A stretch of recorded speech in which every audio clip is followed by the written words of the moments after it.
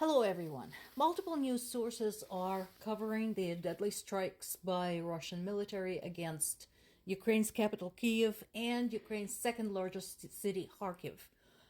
These attacks had some serious casualties and destruction. Now, Russia says that it's not in retaliation for Ukraine's striking the oil depot and the gas terminal, but we know better.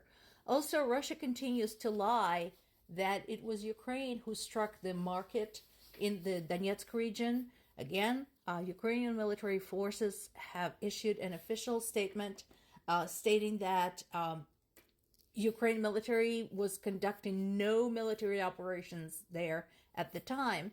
And here is one of the complications there. So, that region has a lot of Russia sympathizers there, so there are no independent law enforcement officials in that area. And so it is very likely that it was just another provocation by Russia, and they basically fired on the market, killed a bunch of people, and then accused Ukraine of doing that. That is very common. They have done it before. This is what we have right now regarding the casualties. 6 people were killed and 48 wounded in Kharkiv. And then in Kyiv, we have at least 1 person dead and 18 people injured, including a 13-year-old boy. This is rescue operation in the city of Kharkiv. Under the rubble from a 5-story building. 2 people are trapped that we know of, including a 9-year-old boy. This video shows a rescue operation in Kharkiv. 2 people are trapped under the rubble from a 5-story building, including a 9-year-old boy. Not surprisingly, Russian delegation continues to clash with Ukraine's supporters and is refusing to negotiate anything unless it's my way or the highway. They're saying that Ukraine's demands for negotiations that Russia leaves their territory are ridiculous and are not the road to peace, but the road to anywhere. And again, it's very much like trying to dislodge a murdering house invader out of your house who tells you it's your own fault and you should give them half your house. It's very much like that. And the question of Alaska ownership is back in the news again, thanks to Putin's insane poodle Medvedev. So this is not the first time they brought this up. Russia's government formally discussed the question of Alaska as far back as July 2022. And it's been brought up repeatedly since as a method of intimidation of the United States.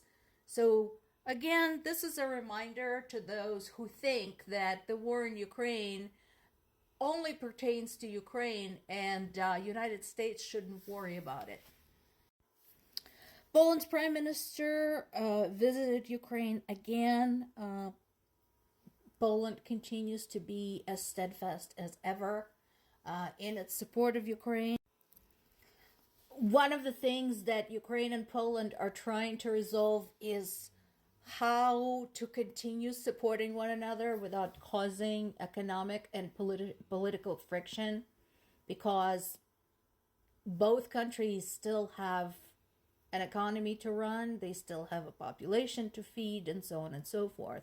And considering they're so close together geographically and politically, that can lead to some issues. The issues in the past included the grain prices and the question of the truckers' fees while going across the border. So that is all important.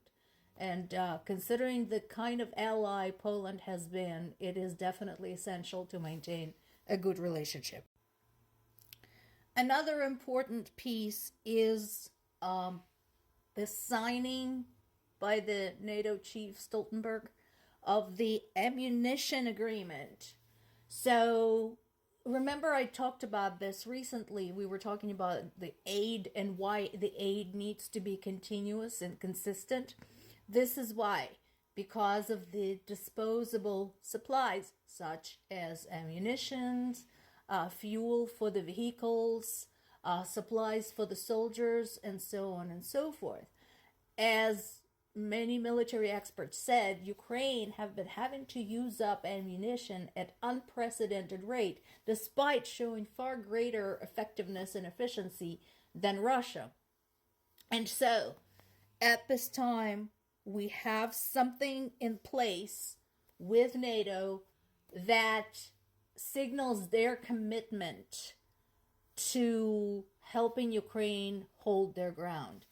Again, likely this follows the fact that U.S.-Ukraine aid package is stalled in the House of Representatives, and NATO, many of whose members are very up close and personal to this war, realizes the risks and decided just not to wait. That is a good thing. That is hugely important and supportive for Ukraine. And once again, considering the players involved, considering who is stepping in to the questions of assistance and negotiation, this is far, far, far bigger than Ukraine. And anyone who thinks that, oh, nobody cares anymore and this has nothing to do with the U.S., think again.